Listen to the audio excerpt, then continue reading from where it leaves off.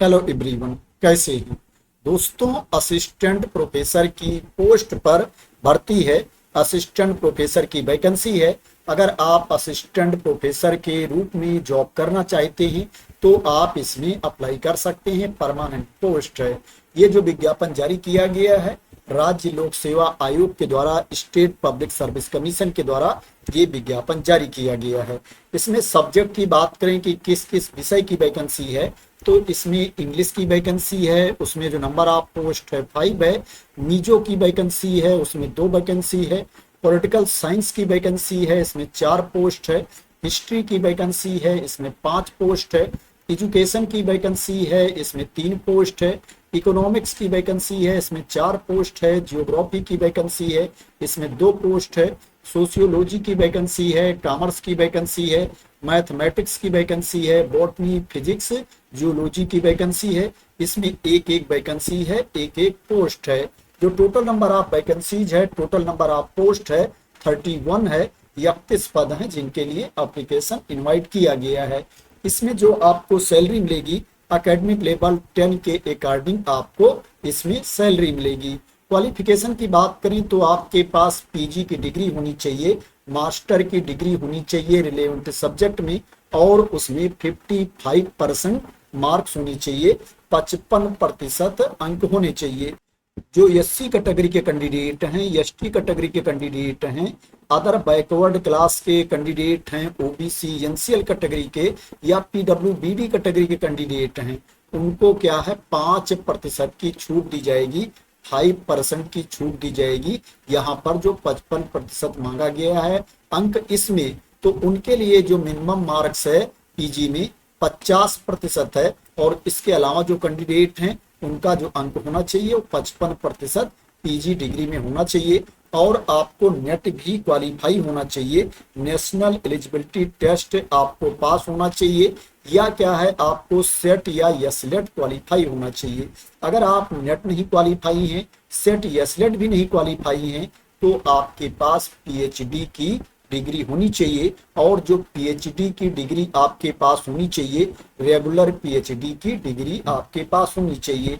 बात करें इसमें आपका सिलेक्शन कैसे होगा, सिलेक्शन का प्रोसेस क्या है, तो इसमें इंटरव्यू के बेसिस पर आपका सिलेक्शन होगा। जो आपके पास क्वालिफिकेशन है, जो आपके पास डिग्री है, क्वालिफिकेशन में जो आपको अंक मिले हैं, मार्क्स मिले हैं, उसके बेसिस पर एप्लीकेशन को सॉर्ट किया जाएगा और शॉर्ट लिस्टेड कैंडिडेट को इंटरव्यू का मौका दिया जाएगा।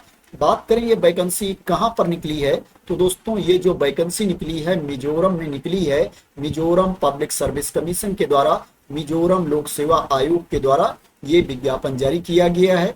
जो एप्लीकेशन की लास्ट डेट है 8 अक्टूबर 2025 है।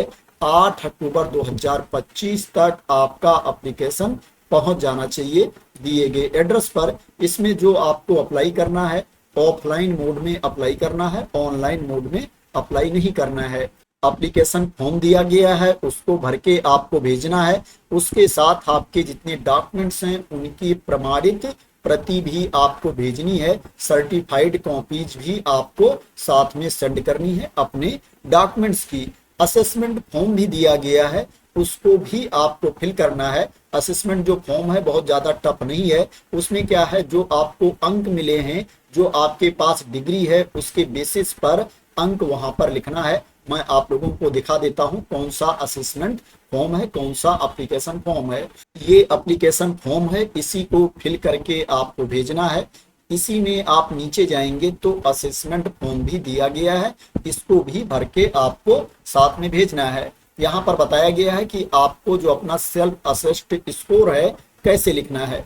अगर आपके पास जो ग्रेजुएशन की डिग्री है उसमें 80% या उससे ज्यादा मार्क्स हैं, तो आपका जो स्कोर होगा वो 21 होगा। 21 मार्क्स आपका होगा, यहाँ पर 21 आपको लिखना है।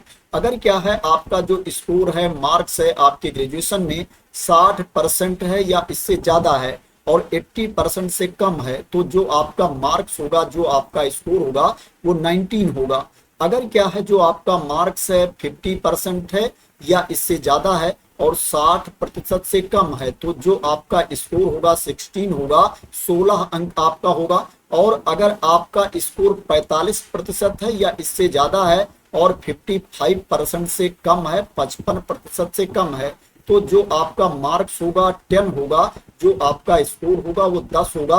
तो इसी के अकॉर्डिंग क्या है, यहाँ पर आपको स्कोर लिखना है। नीचे यहाँ पर रेफरेंस दिया गया है, आपको कोई कंफ्यूजन नहीं होगी, आप लोग इसको देख सकते हो। तो इस तरह से इस एप्लीकेशन फॉर्म को और असेसमेंट फॉर्म को आपको भर के भेजना है।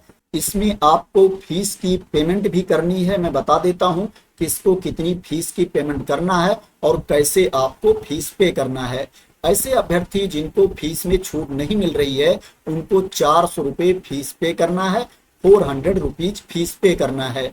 और जो एससी कैटेगरी के कैंडिडेट हैं, एसटी कैटेगरी के कैंडिडेट हैं, ओबीसी कैटेगरी के कैंडिडेट हैं, उनको 200 रुपये फीस पे करना है।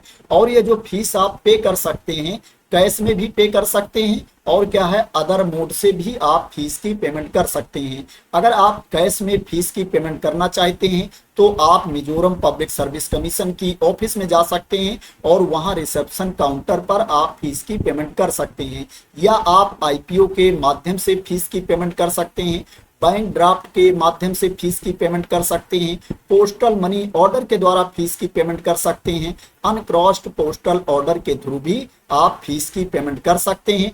और ये जो पेमेंट करना है, secretary Mizoram public service commission के फेवर में फीस की पेमेंट करना है। और जो फीस की रसीद है, रिसिप्ट है, इसको भी आपको एप्लीकेशन फॉर्म के साथ में भेजना है। जो आपने फीस की पेमेंट की है उसका प्रूफ भी आपको एप्लीकेशन फॉर्म के साथ में भेजना है। दोस्तों, इसमें दूसरे राज्य के अभ्यर्थी अप्लाई नहीं कर पाएंगे, इसको लेकर के इसमें इंफॉर्मेशन नहीं दी गई है।